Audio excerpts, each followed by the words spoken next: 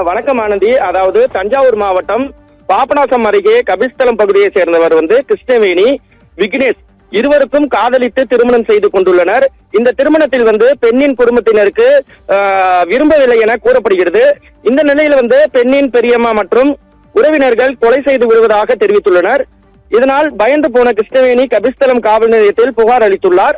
இந்த புகாரின் அடிப்படையில் இரு தரப்பையும் காவல் நிலையத்திற்கு அழைத்து சிறப்பு காவல் உதவியாளர் ராமதாஸ் விசாரணை நடத்தியுள்ளார்.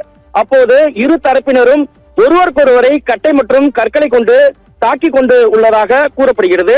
அப்போது இதை தடுக்க சென்ற சிறப்பு காவல் உதவி ஆய்வாளர் ராமதாஸை கீழே தள்ளி அவரையும் தாக்கி உள்ளதாக கூறப்படுகிறது. இதனை பார்த்து அதிர்ச்சி அடைந்த சக காவலர்கள் தடுக்க சென்றுள்ளதாக சொல்லப்படுகிறது.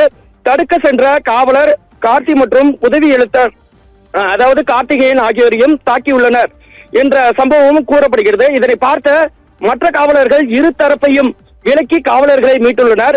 மேலும் இந்த தாக்குதல் நடத்திய இரு தரப்பையும் சேர்ந்த கிருஷ்ணவேணி, விக்னேஷ், மாலதி, ரமா, விஜயலட்சுமி, மகேஸ்வரி, மீனாட்சி ஆகிய 7 பேரை காவல்துறையினர் கைது செய்து விசாரணை நடத்தி வருவதாக கூறப்பட்ட நிலையில் தற்போது தஞ்சை மாவட்ட காவல்துறை மறுப்பு செய்தி ஒன்று அளித்துள்ளது.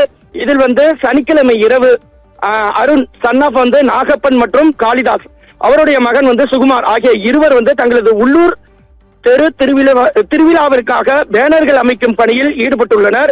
இதற்காக சாலையில் பொருட்கள் வைக்கப்பட்டு போக்குவரத்திற்கு இடையூறு ஏற்பட்டிருப்பதாகவும் காவல்துறை சார்பில் சொல்லப்பட்டு வருகிறது.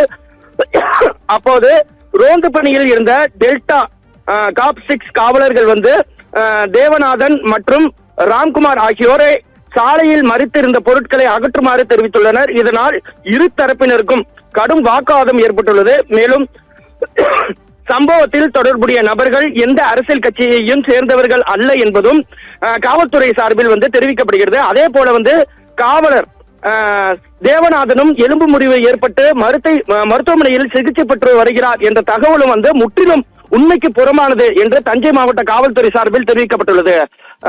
அஞ்சலி.